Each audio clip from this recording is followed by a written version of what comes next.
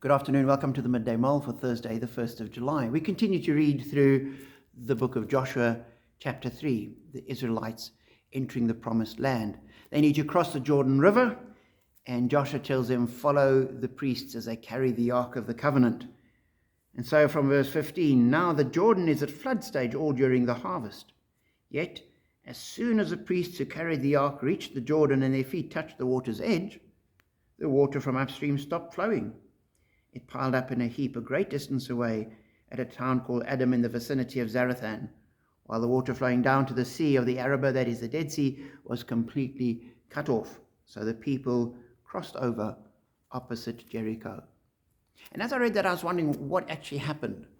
To my mind, it was probably something completely logical and explicable, that because of the flood, the water undercut at the bank of the river, and the bank collapsed into the river, damming it up for a while and stopping the water flowing. Now, if there's a natural explanation, does that mean it wasn't miraculous?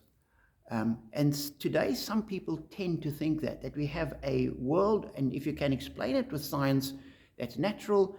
If it's going to be miraculous, it has to be completely inexplicable. Whereas we need to recognize that in Bible times, people saw everything as God's doing. They didn't have this kind of dichotomy that we have. As you read through the scriptures, read through the Psalms, it talks about God causing the sun to rise, God making the wind blow, God bringing the rain, causing the thunder, causing the lightning. Everything was God's doing. Today, all of those phenomena, we say, oh no, there's natural explanations. But the problem is, the minute we do that, we start losing God in our natural everyday life. But that's where he is. And I believe that most of the time, God uses natural, everyday, explicable phenomena to achieve his purposes. The miracle here wasn't that the water piled up in a heap like a heap of sand upstream, but that at the exact moment that it needed to, it all happened.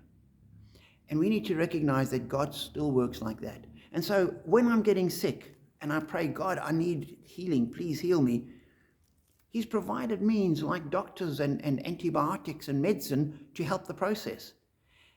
And we mustn't think that I'm praying for healing, therefore I mustn't use medicine because that'll be denying my faith. No, that's how God works. He's given us the medicine. He's given us doctors. He's given humans that creativity, that ability to discover how things work and to use it.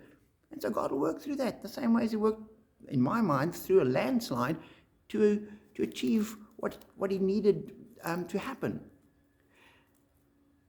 And therefore, as Christians, we pray that God will protect us, particularly in these days of COVID. God, protect us from COVID.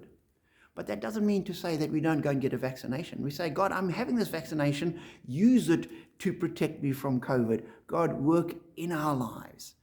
And as we do that, we're going to see far more of God being present, helping us, working with us and through us.